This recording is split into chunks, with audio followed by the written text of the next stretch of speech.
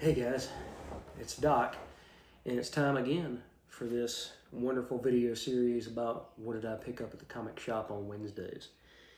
Still not feeling all that great, but thank you for joining me here, and I hope that I can make it a memorable and fun occasion. So, what is my pick of the week? Looks like we have Conan and Dragon Arrow issue number 2. This is written by, let's see, where was the front page here? Stefano Vietti and Luca Enoch, with art by Lorenzo Nuti, with art and colors by Lorenzo Nuti. And you get to see Dragon Arrow's flying ship. And Conan is very confused by this. He says, are you a sorcerer and a dragon hunter? And he says, no, I have a ship that floats on hot air. And that's how I am able to travel, the lands more quickly than you.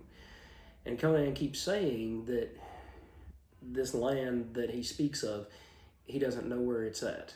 And Dragon Arrow says, I don't know where this land that you speak of. And so Conan tells his story that the dragon attacked the story of Tarantia, and it swooped down like fury and began to ravage the city. It grabbed a cluster of magic gems, and it says the gems were a seal binding an ancient and terrible demon. So Conan and his consorts there, his fellow warriors, they wanted to kill the dragon before anything terrible happened. He says, I took the dragon by surprise, wounding it badly, trying everything to stop it from escaping, but somehow it still did, and it dragged all of us with it. So something kind of like that Swamp Thing 1989 series, something magic happened, and it caused all of them to be sucked into this world where Dragon Arrow, I believe his first name is Ian, lives. So then Conan says, you said you're a scout. You didn't say anything about being a sorcerer. And Dragon Arrow says, we're descendants of the first Valedarto, the dragon slayers of ancient times. Years ago, I killed my first dragon. I was drenched in its living blood, and from that moment on, everything changed, and I was never the same again. So you have this big open world story with this art that belies exactly how big this new world is.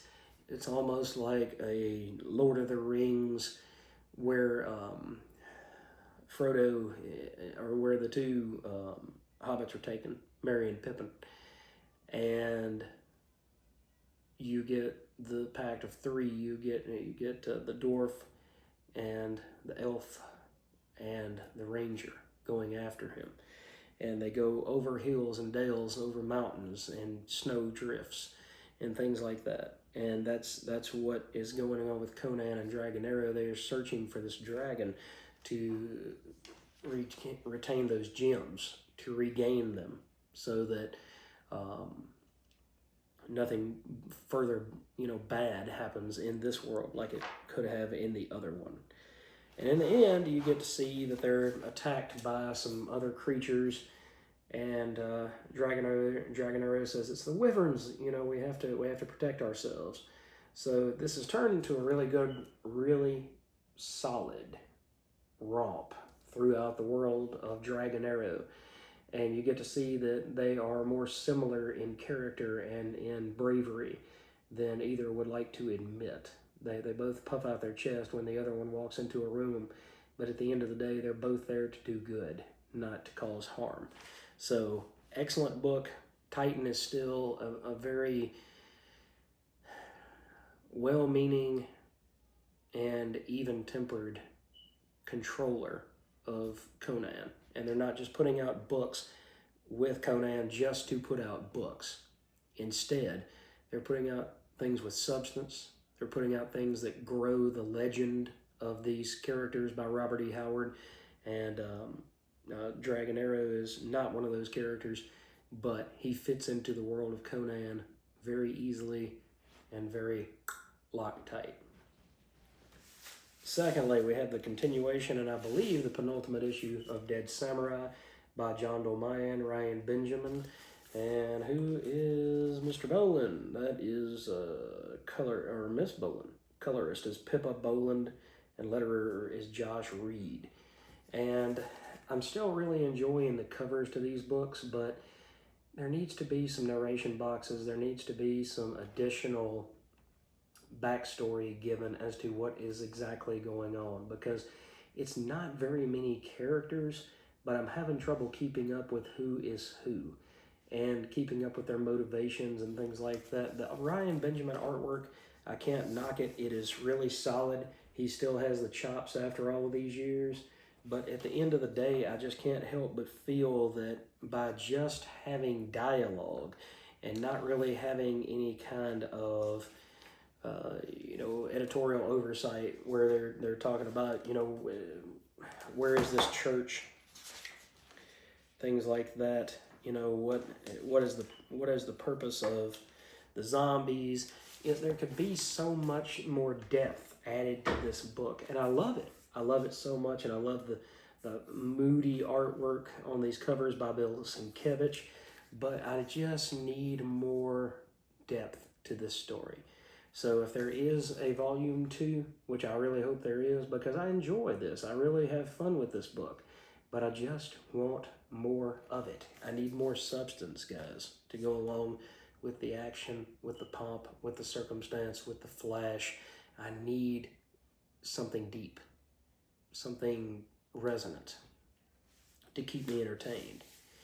All right, third up we have Dork by Brett Bean and Jean-Francois Bellew and Nate Picos.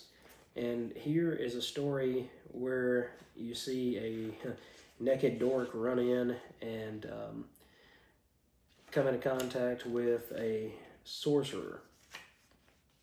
And let's see here. What is Madame Morrigan? Okay, so Madame Morrigan is going to tell Dork for a coin, which he pulls from somewhere, and she says, I don't want to know where you were hiding that. And he says, no, you really don't. And so you get this backstory about 20 minutes ago, Dork is in these hot springs, not the Arkansas ones, but these hot springs, and just kind of enjoying resting. And a chicken says, "Bagawk, you're not wearing a thong. Dork, only miscreants bathe with an open cellar." And Dork says, "I'm blending in. Most people are all nude here." And in the end, you get to see, All Rise for the Mighty Duke of Boarsmere. Okay, so you got this goofy looking Duke right here, and he's going to come in and wade in, and he says, "Hey, let's talk about the gossip." Long story short, Dork finds out that there is a caldera creature that's underneath these docks, and that's what's heating all of this water. And he releases that creature, and in doing so, it comes up and fricassees everybody, including the prince, the Duke, that is in this water. And so Dork, and another really crappy timing, he's got the Duke tied up, and he says, "Help, I'm defenseless without my guards." And Dork runs towards him, and he says, "I'll save you." And about this time, the caldera stands right over the prince. The Duke. I don't know why I keep calling him Prince. And it says, "But you didn't save him, and he blamed you for it." And so, this guy's getting fried alive, fricasseed, and he says, "I blame you for this." So, in the end, you do get to find out a little bit more about Dork's heritage, because the sorceress reads 3 of his tarot cards. And one, she says, "You were born of a berserker, a most powerful being." The second was, "Born on a battlefield, you carry the spirit of a leader, but scarred for life." And then the third card acts like it won't show, and it shows the assassin that tried to kill Dork in the last issue. And all of a sudden, this old lady turns into not an old lady. And instead, it turns into the wife of that dwarf and that assassin. And she says, he was Glowing Spear, his name forever etched into the halls of Eleborn, warden of the realm. And it says, and sent on a mighty quest to destroy an abomination. That must mean that you are the, and about that time the door rings and Dork's friends show up, but they all end up getting captured in the end. So is this going to be the end for them, or is it going to be the beginning of a new adventure? We're just going to have to wait and see how Dork and company get out of this one. All right. Fury of Firestorm, issue number 3, by Jeff Lemire, with art by Rafael De La Torre. And you get to see that again, that Firestorm is just taking out the JLA. He's untethered, okay? There's no Ronnie Raymond inside of him. There's no Martin Stein inside of him. But here you find out that there really is a Ronnie Raymond.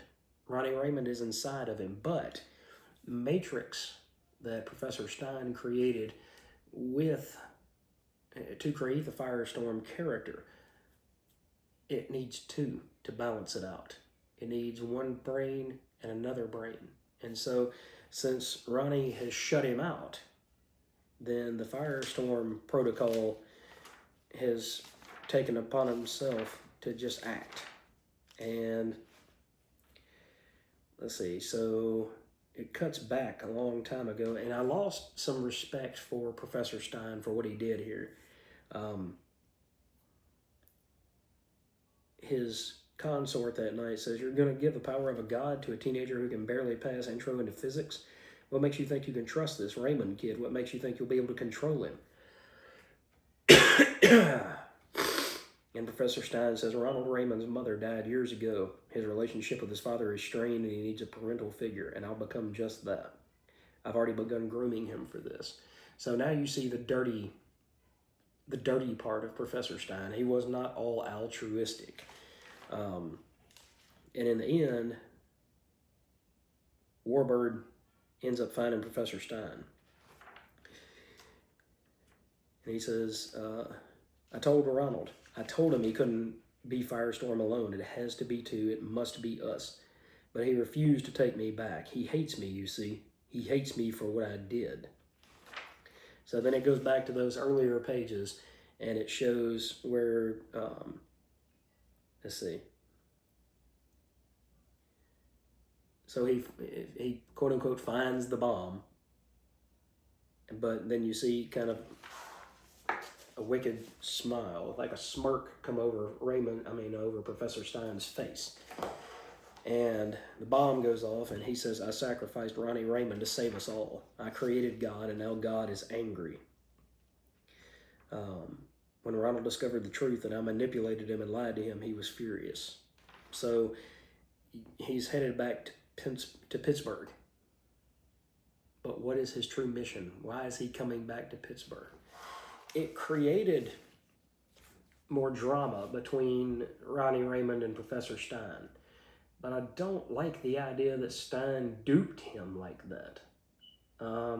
Something about that just seems wrong to me, that Stein would be that manipulative to take Ronnie Raymond, a teenager, and pretty much pull a Hulk on him. Okay, well, we're going to stay here. Oh, God, there's a bomb. And I just don't know that I agree with that. So that's kind of a black eye on Jeff Lemire's writing and storytelling on this book, but we shall see. I'll follow it up with at least, 4, 5, and 6 to get this first arc kind of out of the way to see where this is going. Because I don't believe, even as good as Jeff Lemire is, that he can keep a mystery of Firestorm going for a whole 12 or 14 or 16 issues. I think this will be resolved relatively quickly. And once we get back to more regular, quote-unquote, superhero fare, then we'll see whether I stick with the book or not. It's great storytelling, but I just don't necessarily agree with that twist that Professor Stein's got an evil side.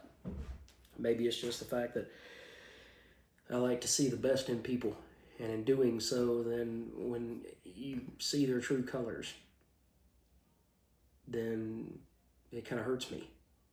It kind of it irks me, but more importantly, it hurts me because I try to believe that people are good and kind and polite. Now, there are those out there that are manipulators, but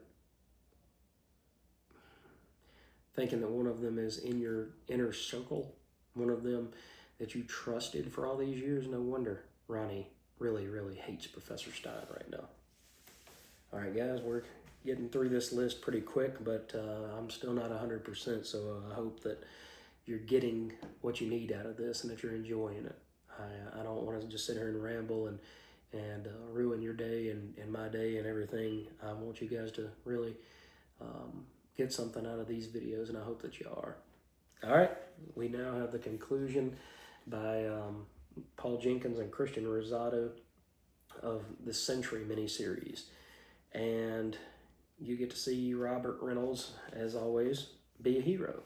He figures out the situation with these crystals, and he says, if I can manipulate, if I can match the hum of these crystals, then we can find a weakness and we can find a way to shut it down.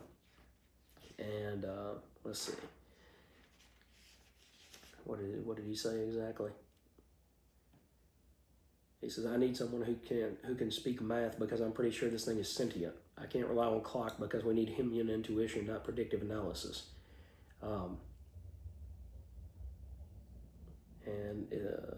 He says, Reed Richards says, Bobby, this is about the dumbest idea you ever had, and I should know. I was at your bachelor party. But somehow it might just work. So Reed channels the sound through the Century's indestructible body. And he says, okay, we're calibrated. Are you ready? And he says, no, but what choice do we have? And Reed says, channel your inner self, be at one with the crystals. And Robert Reynolds says, funny. That's funny. And he keeps telling Robert what numbers to change to so that he can eventually outsmart these crystals. And Reed says, Bobby, I've got an idea. Just go underneath its frequency. The dissonance will blow it apart. And about that time, Century does just that. He explodes these crystals. And in the end, you get to see a conversation between him and Reed Richards. And this is a very complex character. And it's a character that you have 10 of light and 10 of dark. They balance each other out. And so the Century says, maybe if I kind of overindulge the void side of me, then I can go do some good that will be lasting. You know, let's let the void get a 100 score, and then I can go do, 10 good things, and then we'll be even again. But at least I will have done those 10 good things and not feel bad about, getting it marked out by the void, doing something terrible. So it ended very well. It ended very thoughtfully, like this whole miniseries has been. And you can tell that Paul Jenkins has put very much of himself into the character of the Century. And through doing that, it's become one of his voices. Okay, as a writer, you have certain characters that tend to speak through you, and they're a manifestation of a part of you. And this series has been very much about loss and finding yourself again after that loss. And in the end, there's good, there's positive that comes for Bob Reynolds and his wife, and that's a good thing. But it's the journey that gets us there that is the most interesting. It's not the healing itself. It's not the moving past your I always talk about this in group with my patients, and moving past your past, the things that you've done before. You have to let those go because they're in your past. And I've mentioned this in another video as well before. The Skynyrd lyric, Tuesday's gone with the wind. Can't control what you did yesterday. Can't control what you do. You can only control how you react today to what is going on in this very moment. So very good, very thoughtful, as usual, very psychological and pragmatic writing by Paul Jenkins. And I hope and pray to see another miniseries, and I would love to see it with Christian Rosado, because his artwork is very, very, very John Paulian-esque, and I say that with the utmost respect. Sir, you are an amazing artist, and you have brought a lasting contribution to this character, and I hope to see you in some series very, very soon. Maybe even ASM. That would be nice. That would be nice to see a couple of issues, if not a regular run on the Amazing Spider-Man title. All right, guys, next to last, we have The Nice House by the Sea by James Tynion IV, Alvaro Martinez Bueno, and Jordi Belair. And here we get the story of Oliver and Walter, and Oliver gets sucked into coming into this little charade with these 10 people, and he wants to sit there and talk to Walter. And finally Walter shows up and he says, you shouldn't have come here. And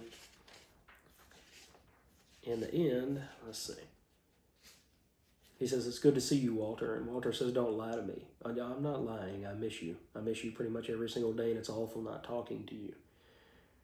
You chose not to come here. You chose to leave me behind. No, I chose to walk on my own path on my own terms, without me. I'm really some kind of bad guy in your head now, aren't I? You should go. Not until I've had my say. I have a proposition for you and a way for both of us to get what we want. I'm listening. So Oliver was part of this, and you get to see how, I don't know, man, maybe it's because I'm sick, but this is very meta. This is all big ideas, just like most of the James Tynion stuff, except this is wrapped up in a DC blanket, so it doesn't have superheroes, it doesn't have things like that, but at the same time, you can kind of remove it from the reality of World Tree or Department of Truth or something like that, because it is something that plausibly could happen, but there's no Walter, there's no aliens walking around, as far as you know. As far as you know. So it plays on the idea that this could possibly happen, but at the same time, it probably won't in reality. But to have the brightest and the bravest and the boldest and the most intelligent all under two roofs, and then all of a sudden people have to go, and we start marking their names off. We finally got some movement in this series. It's a good thing too, because I believe this is issue 10 out of 12, so we're going to have to go somewhere with issue 11 and 12. Let's see where it goes when the next issue shows up.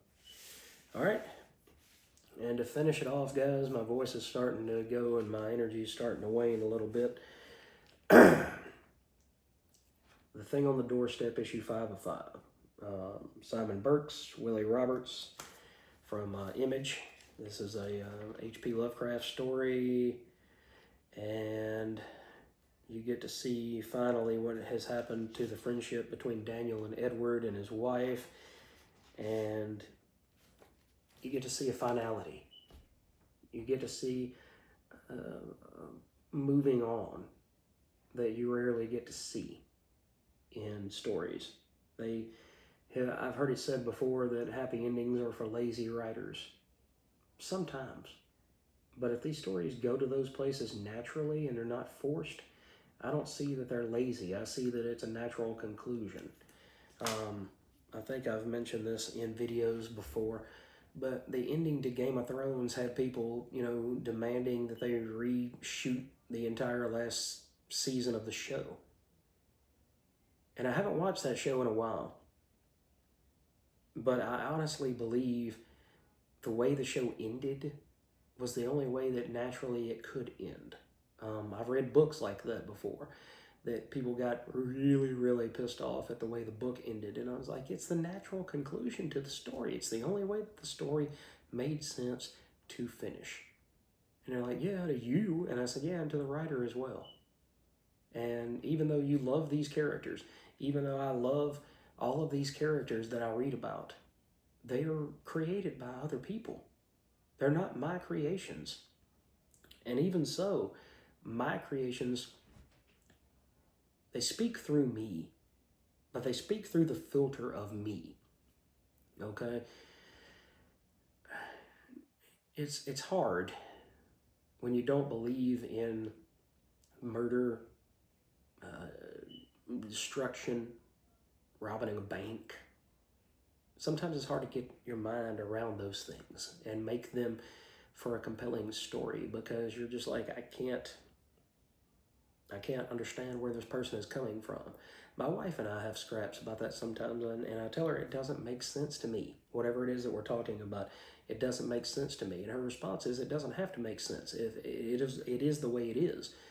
But to me, okay, if somebody goes through there and shows me how to tie a shoelace, but they do it so quickly and so, with sleight of hand, then I have to, whoa, hey, slow down. I need to see this like step by step. I need to see you twist this, and I need to see you put your fingers here and pull this and loop it. I need to know the particular ins and outs of these things. And I think it's that same way with stories, is that sometimes it doesn't vibe with you, but it ends the only way that it truly can. And I'm not saying that about this. This was a very satisfactory conclusion to this miniseries. And I think H.P. Lovecraft, as much as he was in sound mind, would have loved the adaptation. I'm sure he would have found things to nitpick, just like everybody who creates stories and then it's adapted by someone else. He would look at a certain panel and be like, no, that's not the way that was meant to be taken. But when you have people who have read these things and are almost scholarly on them, then when you go back and read what they have written, a lot of times it would be a continuation exactly of where these creators would go. Okay, so it might be very much that Simon Burks is channeling H.P. Lovecraft, much like Jim Zub does with Conan. I really think that Jim Zub has a crystal ball somewhere and he can commune with Robert E. Howard, because his stories are just so true to the way that Howard wrote his stories. So anyway, guys, I hope you've enjoyed this video. I hope I haven't gone on too long.